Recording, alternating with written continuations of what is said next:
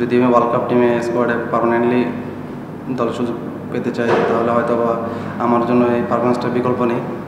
যেহেতু এর আগেও 2021-22 ওয়ার্ল্ড কাপে আমি শেষ মুহূর্তে বাদ পড়ি পারফরমেন্সের কারণে, তো এই জন্য অনেক বেশি সিরিয়াস ছিলাম, চাচ্ছিলাম যে এরকমটা পারফর্ম করার। বাংলাদেশের বিশ্বকাপ স্কোয়াডে কেন নেই সাইফুদ্দিন? কারণ জানিয়েছে বিসিবি। অনেক অপেক্ষার পর অবশেষে বাংলাদেশের টি-20 বিশ্বকাপ স্কোয়াড ঘোষণা করা হয়েছে। এই দলে রয়েছে বেশ কয়েকটা চমকও।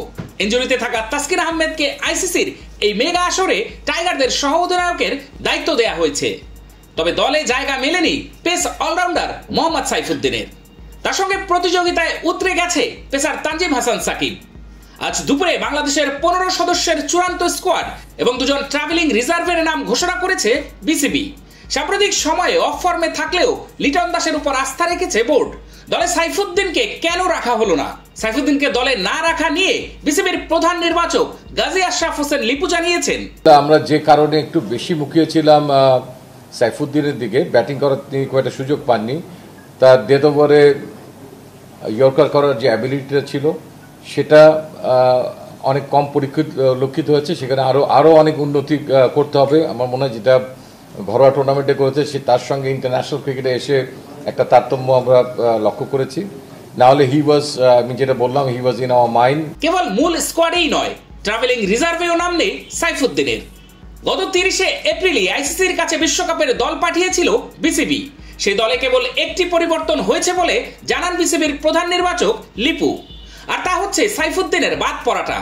এর বাইরে বাকি 14 জনের জায়গা ঠিক রাখা হয়েছে বলে সংবাদ সম্মেলনে জানানো হয়।